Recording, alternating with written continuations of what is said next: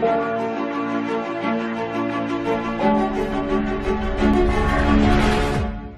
کا پہلا باب اس کی اور اس کی 26ویں آیت سے لے کر 27ویں آیت تک 2 آیات.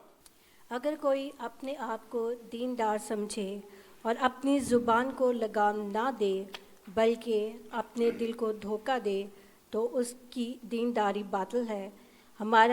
ہمارے خدا اور باپ کے نزدیک خالص اور بے عیب دینداری یہ ہے کہ یتیموں اور بیواؤں کی مصیبت کے وقت ان کی خبر لیں اور اپنے آپ کو دنیا سے بے داغ رکھیں. آمین. پڑھے سن جان پہ خدا ان کی برکت ہو. آمین. خداوند کا شکر ہو. آج کلام مقدس میں سے تھوڑی دیر کے لیے جو بات میں آپ سب کے ساتھ بانٹنا چاہتا ہوں اس کا عنوان ہے ٹاپک ہے ماؤتھ ٹربل از ہارٹ ٹربل. زبان کا مسئلہ جو ہے وہ دل کا مسئلہ ہے. زبان کا مسئلہ جو ہے وہ دل کا مسئلہ ہے.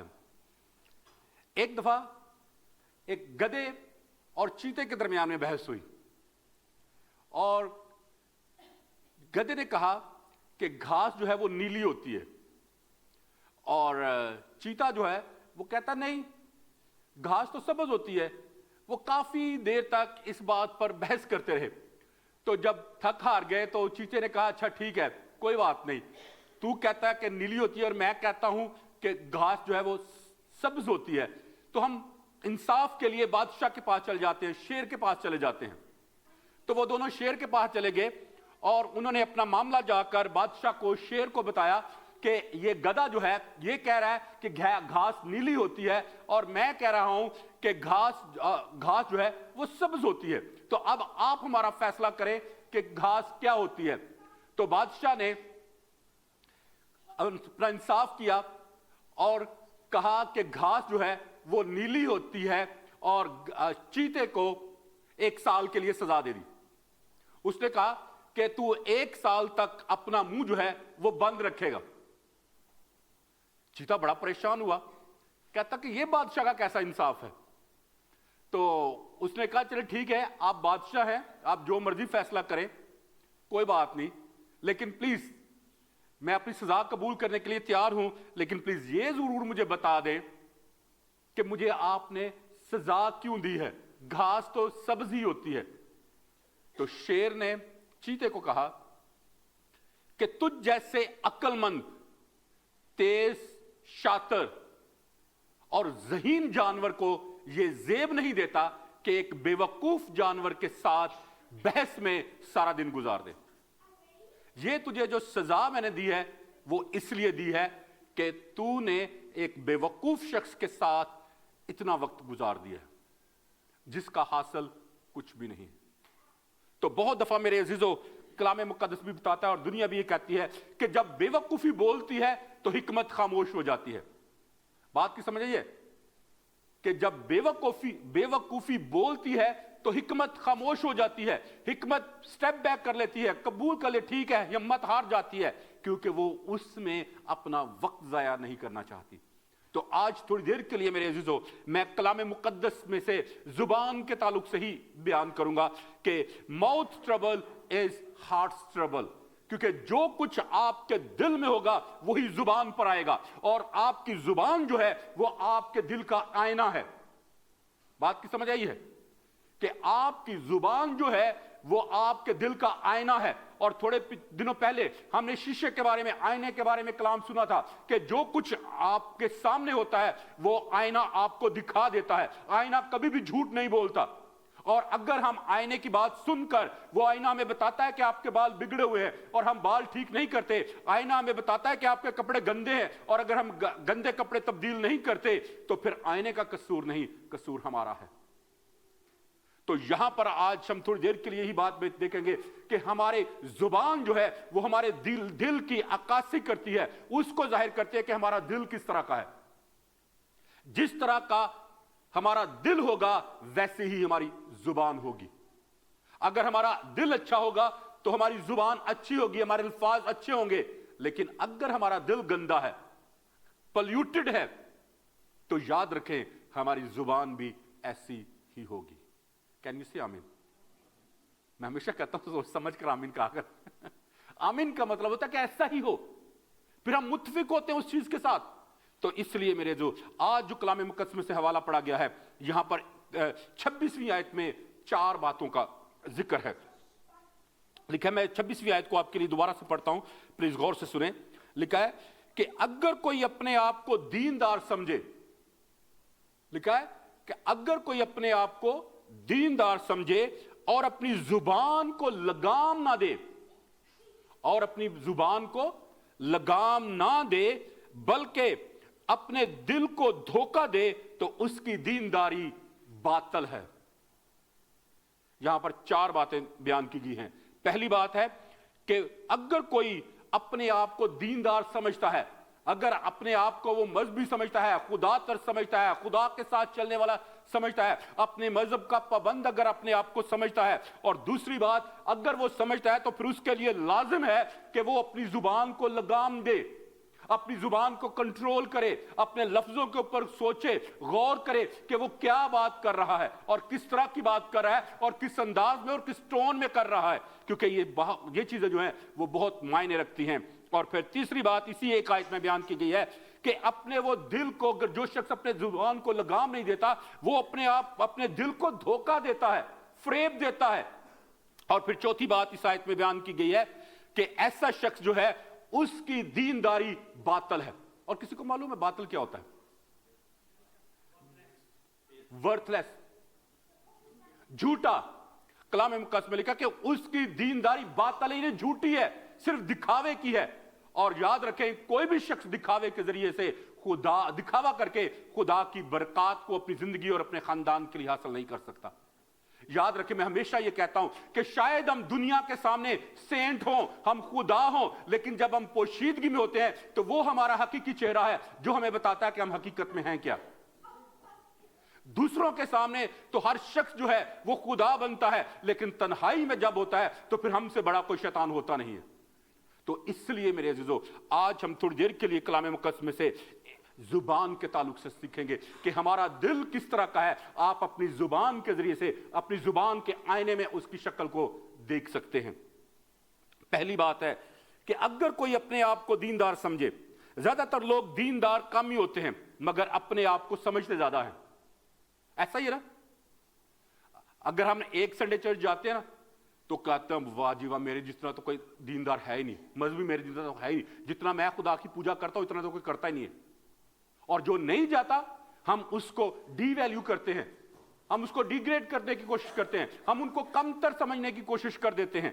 तो मेरे अजीजों, याद रखें, हम खुदा चाहता है कि हम काम करने वाले हों, ना कि महज दिखाने वाले, क्योंकि दिखावे के जरिए से हम दुनिया के लोगों को तो खुश कर सकते हैं लेकिन खुदा को खुश नहीं कर सकते। शायद चर्च आकर दुआ करके या गवाहियां सुनाकर हम कांग्रीगेशन को, लोगों को तो खुश कर सकते हैं, लेकिन खुदा को शायद हम अपनी जिंदगी से, अपने किरदार से और अपने मुंह की बातों से रंजीदा कर रहे हों।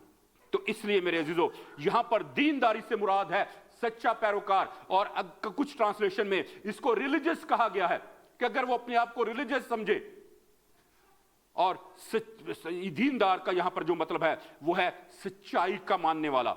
अगर वो अपने आप को कहता है कि मैं खुदा के कामों में सरगर्म अमल हूं, खुदा के कामों में शरीक हूं, खुदा के कामों को करने वाला बंदा हूं, खुदा की पैरवी करने वाला बंदा हूं, खुदा की राहों पर चलने वाला बंदा हूं, तो फिर उसके लिए लाजिम है कि वो अपनी जुबान को लगाम दे, अपनी जुबान को लगाम दे। जुबान के बारे में आगे चलकर जब हम चैप्टर 3 को पढ़ेंगे तो उसमें हम ज्यादा तफसील के साथ इसको देखेंगे, क्योंकि याकूब जो है वो तकरीबन 28 तरह की जो जुबान है उसका बयान करता है।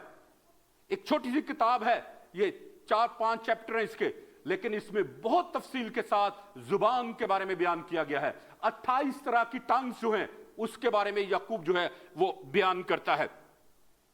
तो इसके लिए जरूरी है कि आप इसको बड़ी तहम्मुल के साथ सुने कि मैं किस तरह की जुबान का शिकार हूं, मेरी जुबान किस तरह की है, मैं किस कैटेगरी में फॉल करता हूं, क्योंकि जिस तरह की आपकी जुबान होगी उसी तरह का आपका दिल होगा।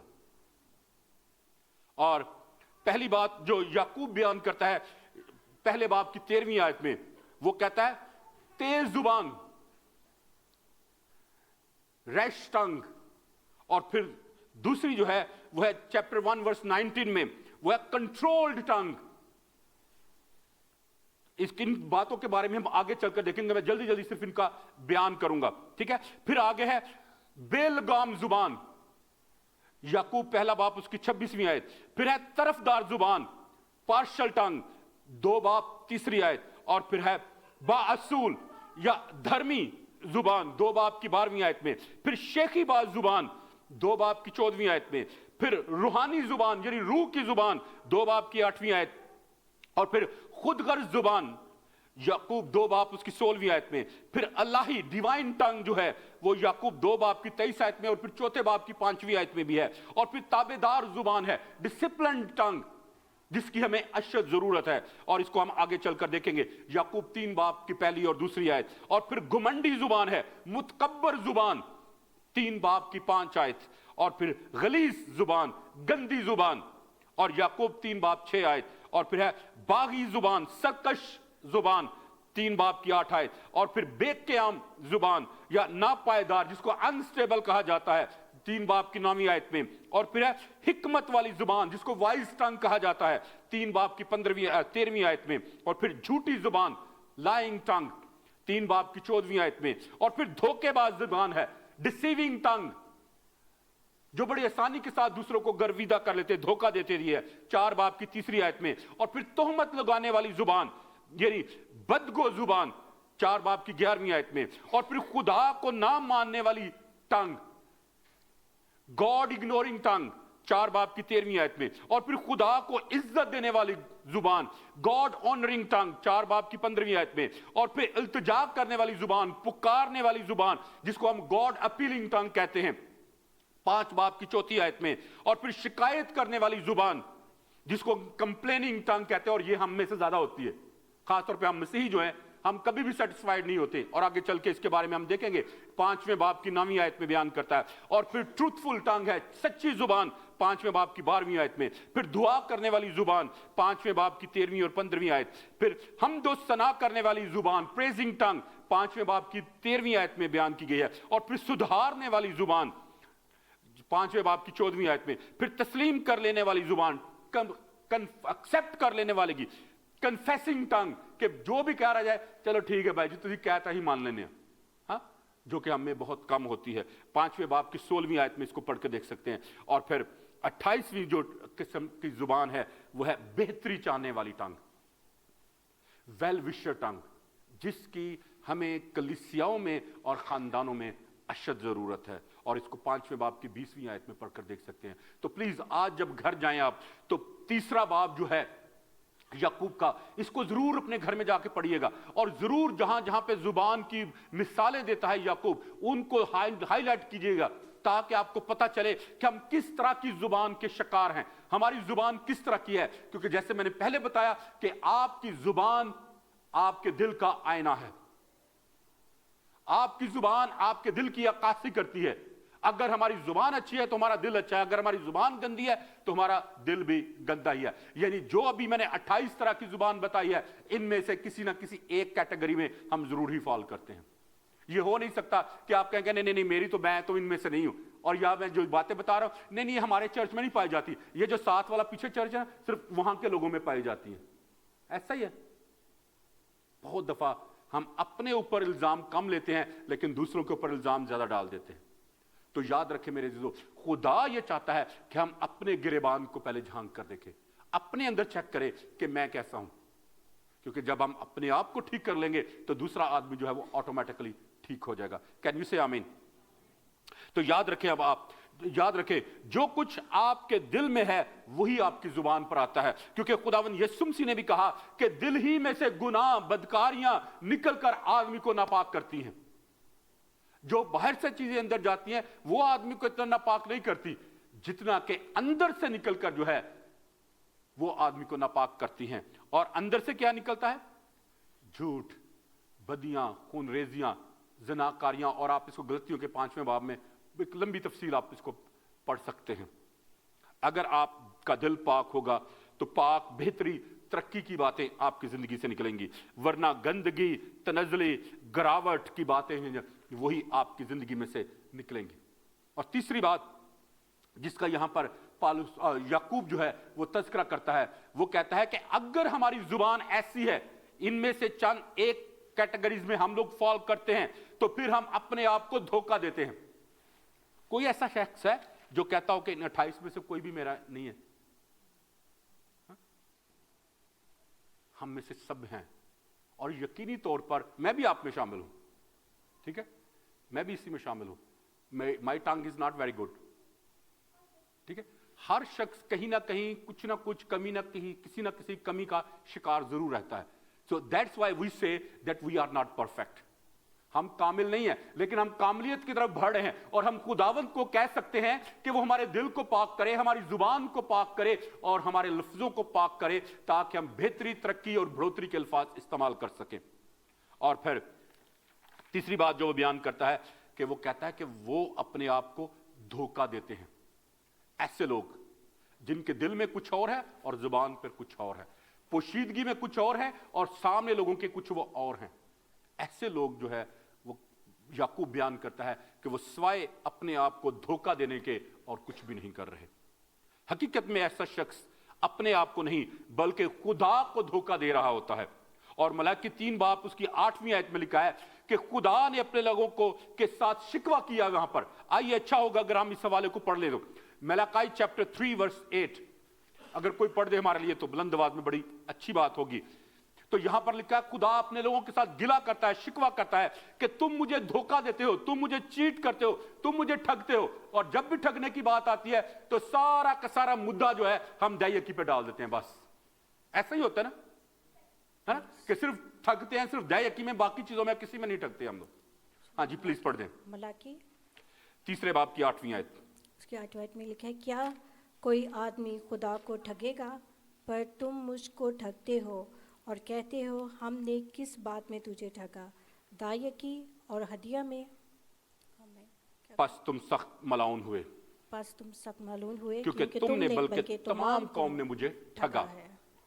تو یاد رکھے میرے عزیزو, صرف اور صرف روپے پیسے میں ہی نہیں ہم لوگ ٹھگتے, یہ کسی اور چیز میں بھی کبھی ٹھگتے ہیں. اور بہت ساری چیزیں ہیں میرے عزیزو جن کو ہم کسی کھاتے میں نہیں لے کے آتے. اور آج میں آپ کو یہی بات بتانا چاہتا ہوں کہ اگر ہم خدا کو ٹھگنے والے لوگ ہیں تو پھر کیسے خدا سے برکت پائیں گے؟ اور ہم کس باتوں میں ٹھگتے ہیں خدا کو؟ سب سے پہلے ہم خدا کے وقت میں سے ٹھگتے ہیں.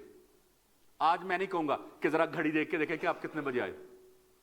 ہاں, کتنا وقت ہم نے ٹھگا آج خدا کا؟ آدھا گھنٹہ, 1 گھنٹہ, 15 منٹ, 20 منٹ. لیکن ہم اپنے کام پر کتنے بجے پہنچتے ہیں؟ 5 منٹ پہلے. ایسا ہی ہے نہیں, یا وہاں پہ بھی لیٹ ہی جاتے ہیں؟ ہیلو ہیلو, اب میرا خیال سارے سو گئے ہیں. کوئی ہے یہاں پر بیٹھا ہوا؟ کوئی ہے؟ صرف ایک ہی سسٹر میرے خیال بیٹھی ہوئی ہے. اتنے بھی ٹھگن ڈے, صحیح ہے, بولنے بھی ٹھگ گئے. دلیری کرے بولے. اوکے, یاد رکھیں ہم خداوند کے وقت میں سے ٹھگ جاتے ہیں, اور پھر ہم کہتے ہیں خدا مجھے برکت نہیں دیتا, میرے پاس برکت نہیں ہے, میری زندگی میں معجزے نہیں ہو رہے, میری زندگی میں کوئی کام نہیں ہو رہا. جب ہم خدا کو ٹھگنے والے ہوں گے تو پھر برکت کہاں پر آئے گی؟ اور پھر ہم خدا کو اول درجہ دینے میں خدا کو ٹھگ جاتے ہیں.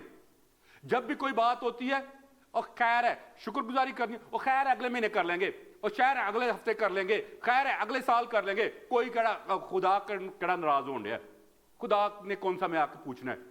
تو یاد رکھیں this is the attitude of your heart. یہ سرکمسٹانسز کا انفلوئنس نہیں ہے, بلکہ یہ آپ کا رویہ ہے, آپ کے دل کا ہے, کہ آپ کے دل میں پہلی اول درجہ جو ہے, پریورٹی جو ہے وہ کس چیز کو ہے. اور پھر ہم خداوند کی حمد و ثنا کو ٹھگ جاتے ہیں, خدا کی پرستش کو ٹھگ جاتے ہیں, اور گھر پہ ہی بیٹھے ہوتے ہیں اور کہہ رہے ہوتے ہیں اور کیڑی اگ لگی اگے تورے جانے ہاں, اور یہ تو صرف ایک ہی گیت گایا ہونا ہے, یہ تو 2 ہی گیت گائے ہونے نے, یہ سارا عبادت پئی ہوئی ہے. ایسا ہوتا ہے یا نہیں؟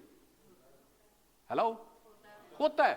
اور ہم اس طرح سے خدا کی حمد و ثنا جو ہے, خدا کی پرستش جو ہے اس کو ٹھگ جاتے ہیں, اور پھر کہتے ہیں کہ خدا میری زندگی میں معجزہ نہیں کرتا, خدا مجھے برکت نہیں دیتا, خدا مجھے ترقی نہیں دیتا. پتہ نہیں کون سے لوگ ہیں جن کو ترقی ملتی ہے, جن کی دعائیں قبول ہوتی ہیں, میری نہیں ہو رہی. تو جب آپ خدا کو ٹھگتے رہیں گے, خدا کو دھوکہ دیتے رہیں گے, تو پھر کیسے خدا آپ کی زندگی میں معجزات کرے گا؟ کیسے خدا آپ کو برکت دے گا؟ میں یہ نہیں کہہ رہا کہ کبھی ایک دفعہ آپ لیٹ ہو جائیں, 2 دفعہ لیٹ ہو جائیں یا 3 دفعہ لیٹ ہو جائیں, لیکن جب آپ کنٹینیو ایک عادت بنا لیں گے تو پھر اس میں آپ اپنے آپ کو دھوکہ دینے والے ہوتے ہیں. کہتے ہیں خیر ہے چرچ گئے تھے سہ نا, اور بعض کا ہوتا ہے ہم آخری دعا جب ہو رہی ہوتی ہے اس وقت چرچ آتے ہیں, کہتے ہیں خدا نے تو پتہ نہیں چرچ آئے تھے ہیں وہاں, پائیں عبادت کی نہیں, پائیں گیت نہیں گائے, پائیں کلام نہیں سنے, پر چرچ نہیں آئے ہیں نا. اور ہم چرچ آ کے خدا پہ احسان کرتے ہیں اور پھر کہتے ہیں کہ ہمیں برکت ملے, اور پھر ہم کہتے ہیں نہیں نہیں میں تو نہیں کبھی خدا نے ٹھگ گیا, میں تو نہیں ٹھگتا خدا کو. تو میرے عزیزو بہت دفعہ ہم چرچ جانے میں بھی خدا کو ٹھگ جاتے ہیں. چرچ جانے میں بھی ایک اتوار چرچ جاتے ہیں, پھر 3 اتوار چرچ کی یاد ہی نہیں آتی ہمیں.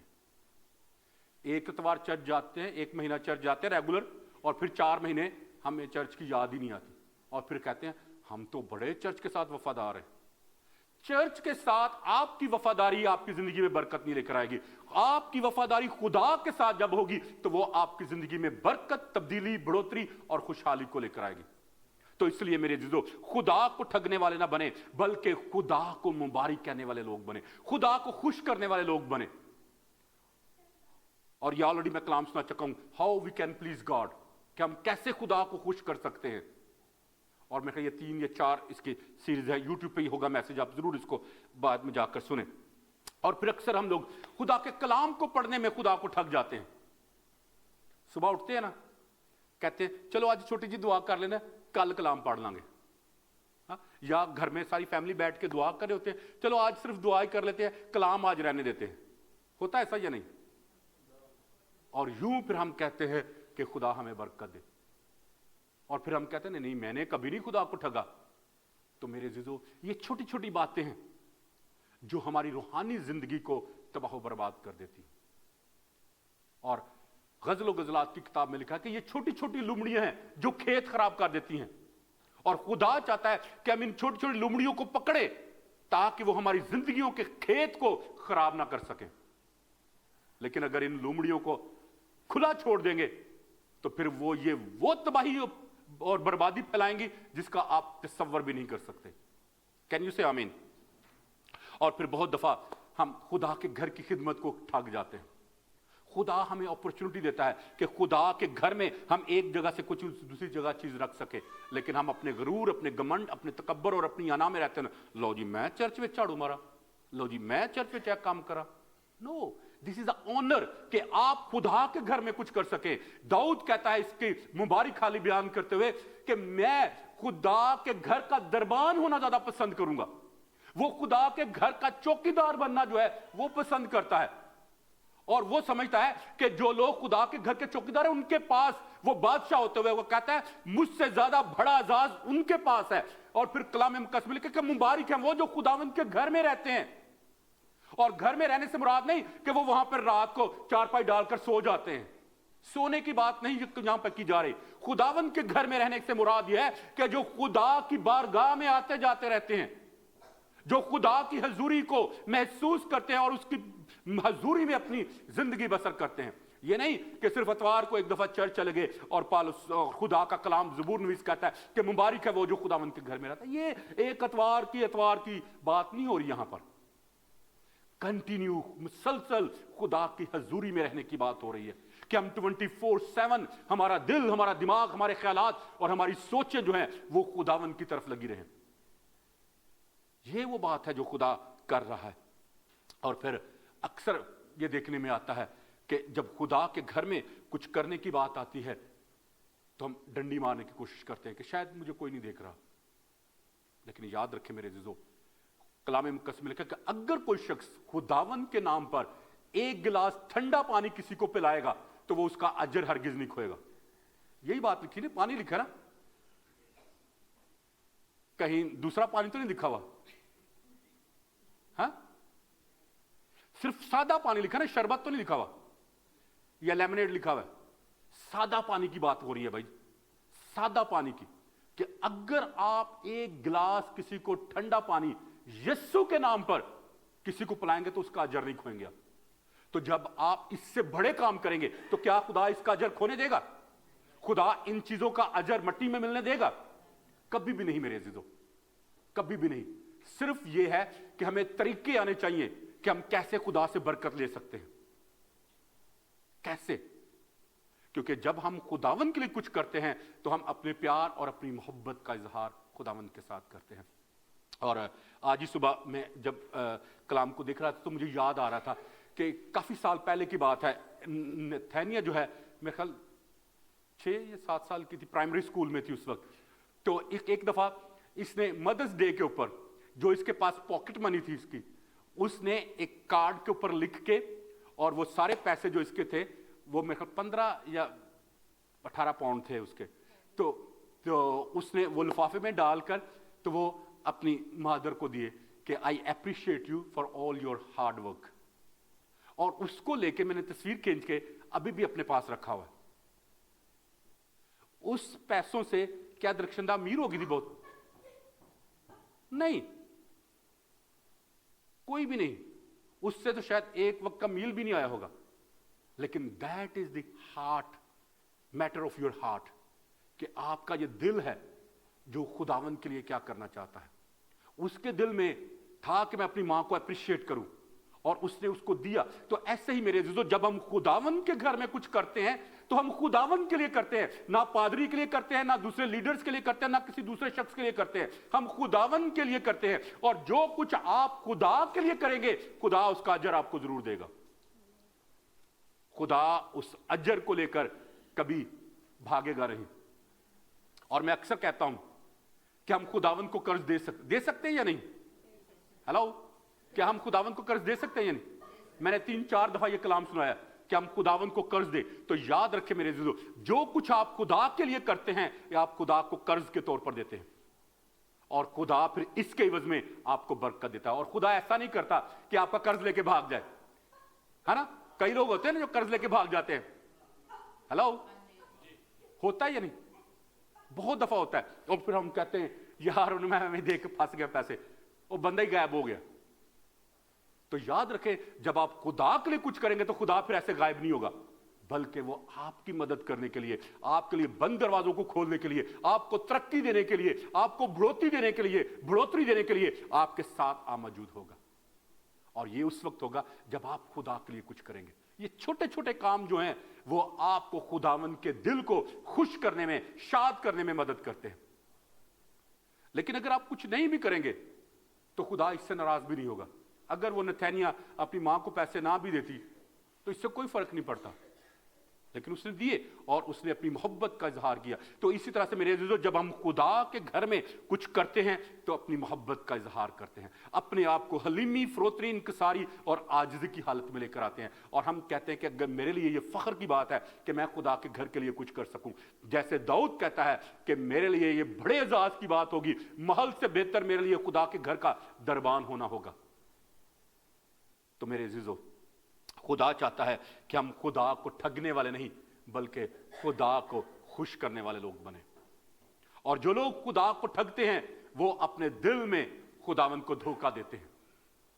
اور پھر چوتھی بات جو ہے اس ایک آیت میں بیان کی گئی ہے, لکھا ہے کہ پھر اس کی دینداری جو ہے وہ باطل ہے, اس کی دعائیں, اس کے روزے, اس کے نیک کام جو ہے وہ سب باطل ہیں. اور آپ کو یاد ہوگا میں نے ایک میسج شیئر کیا تھا کہ خداوند کو ان سے نفرت ہے. God hate all these things. اور میں نے آلموسٹ 18 باتیں بتائی تھی کہ جب ہم ان کو کرتے ہیں تو کلام مقدس میں لکھا ہے کہ پھر کلام مقدس میں لکھا کہ ایسے شخص کے لیے دعا بھی نہ کرو, ان کی دعائیں جو ہیں وہ بھی گناہ گنی جاتی ہیں. اور ایسے شخص کی دینداری جو ہے وہ باطل ہے, اس کی دعائیں, کلام پڑھنا, روزے رکھنا, سب کلام مقدس میں لکھا ہے کہ میں پھر ان کو کسی حساب میں نہیں لاتا. تو یاد رکھیں میرے عزیزو, محض دعا کرنا, چرچ چلے جانا اور چرچ جا کر ہو کر آ جانا صرف یہی مسیحیت نہیں ہے, صرف یہی مسیحیت نہیں ہے. اور ایسا شخص یہ نہ سمجھے کہ اسے خداوند سے کچھ ملے گا. ایسا شخص جو خدا اور دنیا دونوں کو خوش کرنا چاہتا ہے وہ شریروں کے زمرے میں آتا ہے. اور کلام مقدس میں لکھا ہے کہ جو شریر ہیں ان کی دعا بھی گناہ گنی جاتی ہے. آپ اس کو پرووربس چیپٹر 28 ورس 9 میں پڑھ کر دیکھ سکتے ہیں امثال 28 باب کی 9 آیت میں، اور پھر کلام مقدس میں لکھا ہے پرووربس چیپٹر 15 ورس 8 میں کہ ایسے لوگوں کی قربانیاں اور ذبیحوں سے بھی خداوند کو نفرت ہے. قربانیاں پتہ کیا ہوتی ہیں؟ جو چڑھاوے چڑھائے جاتے ہیں، اور ذبیحے وہ ہوتے ہیں جو شکر گزاریاں، نذرانے، ہدیے آپ خداوند کے حضور میں چڑھاتے ہیں. کلام مقدس میں لکھا کہ ایسے لوگوں کی ہدیوں سے اور ذبیحوں سے بھی خدا نفرت کرتا ہے. نفرت سمجھتے کیا ہوتا ہے؟ ہیٹ. وہ انگلش میں تو مجھے پتا کیا ہوتا ہے، انگلش مجھے بھی آتی ہے. اور دیکھنا بھی ناپسند کرنا، کراہیت کھانا. کراہیت کھانا نفرت کے لیے استعمال ہوتا ہے، کراہیت کھانا. اور کراہیت پتہ میں کب آتی ہے؟ جب آپ کسی کو وومٹ کرتے ہوئے دیکھتے ہیں. تو آتی ہے یا نہیں آتی؟ یا صرف مجھے ہی ہوتی ہے؟ سب کو ایسا فیل ہوتا ہے.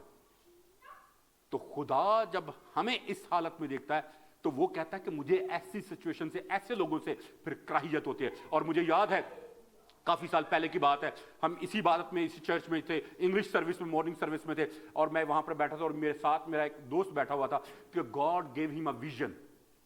خدا نے اسے رویا دی اور اس نے دیکھا کہ لنڈن شہر کے اوپر جو ہے وہ سیٹن از وامٹنگ اوور لنڈن. تو اس نے کہا کہ لنڈن شہر کی جو حالت ہے، ابلیس بھی اس کو دیکھ کر اس کو کراہیت آتی ہے، اتنا گناہ اس شہر کا بڑھتا جا رہا ہے. اور مجھے یاد ہے کافی سال پہلے خداوند نے مجھے ایک رویا دی اور میں نے دیکھا کہ Satan and the church are sitting on the bed roses and they are kissing to each other. میں نے دیکھا کہ ابلیس اور شیطان اور ابلیس اور کلیسیا جو ہیں وہ پھولوں کی سیج پر بیٹھے ہوئے ہیں اور ایک دوسرے کو چوم رہے ہیں. Then God told me this is the condition of our church now. Not this church, but universal church. کہ آج اب کلیسیا جو ہے وہ خداوند سے ہٹ کر ابلیس کی پیروی کر رہی ہے. اس نے خداوند کی طرف پیٹ پھیر کر دوسری طرف اپنی راہیں پھیر لی ہیں. تو ایسی حالت میں خدا کہتا ہے کہ I hate this kind of people. خدا کو ایسے لوگوں سے کراہیت ہے. اور پھر لکھا ہے پروورب چیپٹر 15 ورس 9 میں کہ خدا شریروں کے کاموں سے بھی نفرت کرتا ہے، چاہے وہ کام اچھے ہوں یا برے ہوں، خدا ان سے نفرت کرتا ہے. اور ایسے لوگ اپنی دنیا اور آخرت دونوں کو تباہ کر بیٹھتے ہیں. تو اس لیے میرے عزیزو، صرف سنڈے کے سنڈے چرچ آ کر اپنے آپ کو دھوکہ نہ دیں. اپنے دل کو بدلنے کی کوشش کریں، اپنے آپ کو خدا کے سندر قدموں میں پیش کرنے کی کوشش کریں کہ خدا آپ کو بدلے، خدا آپ کے حالات کو بدلے، خدا آپ کی سچویشنز کو بدلے، تاکہ آپ اپنے آپ کو زیادہ خدا کے دل کے قریب رکھ سکیں اور زیادہ خدا کی قربت میں اپنی زندگی بسر کر سکیں. اور میں اکثر کہتا ہوں کہ جو آپ کی صحبت ہوتی ہے وہ بہت اثر پیدا کرتی ہے. اگر آپ اچھے لوگوں میں جائیں گے تو اچھائی آپ کے اندر سے پیدا ہوگی، اگر آپ برے لوگوں میں جائیں گے تو برائی آپ کے اندر سے پیدا ہوگی. ایسا ہوتا یا نہیں؟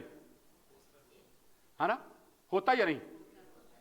میں آپ کو 100% اس کی گارنٹی دیتا ہوں کہ اگر کوئی دو بندے کسی جگہ پر سگریٹ پی رہے ہوں اور آپ ان کے پاس تھوڑی دیر تک جا کر آپ نہ سگریٹ پیئے لیکن صرف کھڑے ہو جائیں، اور جب آپ وہاں سے کھڑے ہو کر آپ آئیں گے تو آپ کے کپڑوں سے بھی اسموک کی اسمیل آئے گی.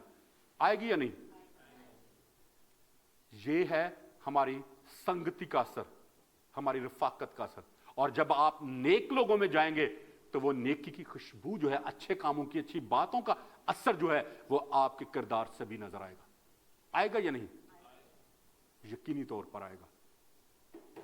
جیسے آپ دھوئیں کی موجودگی ہے وہاں پر، آپ اس کو، آپ اپنے آپ کو اس سے بچا نہیں سکتے، ایسے ہی بری صحبت میں آپ اپنے آپ کو گناہ سے بچا نہیں سکتے.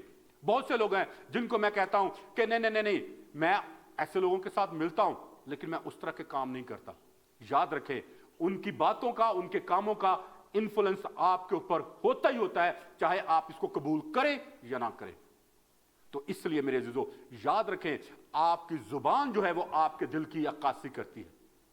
آپ کی زبان آپ کے دل کو ظاہر کرتی ہے کہ آپ کا دل کیسا ہے، آپ کا کردار کیسا ہے، آپ کی چال چلن کیسا ہے، آپ کا طور طریقہ کیسا ہے، آپ کا ریلیشن شپ خدا کے ساتھ کیسا ہے. اور پھر اگلی آیت ہے 27ویں آیت، اس کو میں آپ کے لیے پڑھ دیتا ہوں بڑی جلدی کے ساتھ، کیونکہ اس میں بھی آگے 3 باتیں بیان کی گئی ہیں جو میں بڑی کوئکلی جو ہے بڑی فاسٹلی آپ کے ساتھ شیئر کرنا چاہتا ہوں. جی 27ویں آیت میں لکھا ہے، ہمارے خدا اور باپ کے نزدیک خالص اور بے عیب دینداری یہ ہے. ابھی پہلے بھی اس نے ایک دینداری کی بات کی ہے لیکن وہ باطل دینداری کی بات کر رہا ہے. اب جو حقیقی صحیح دینداری خدا کی نظر میں ہے اس کی بات کر رہا ہے.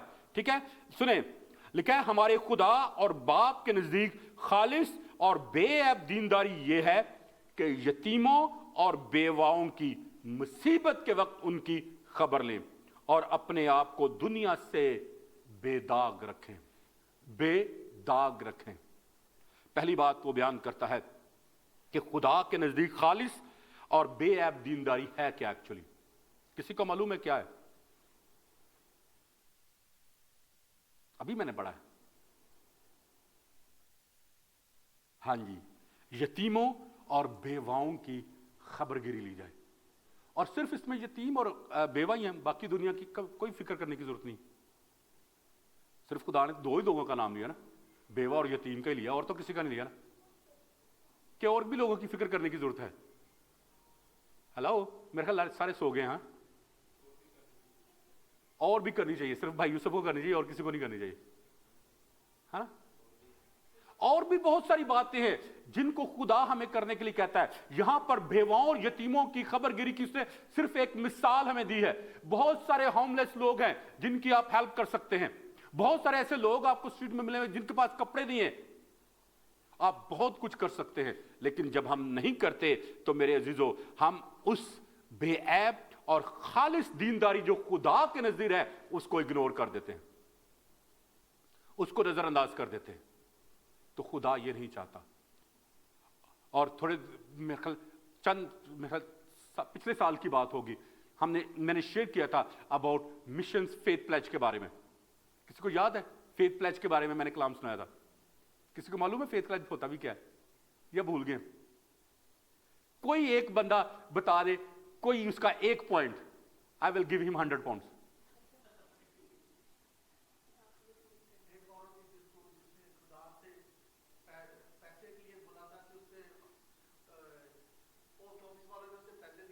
وہ میں نے کرسمس میں سنایا تھا, وہ فیتھ پلیج نہیں تھا. کمٹمنٹ تو فیتھ پلیج ہوتی ہے, اس کے 3 طرح کا میں نے بتایا تھا کہ فیتھ پلیج ہوتے کیا ہیں, 3 طرح کے.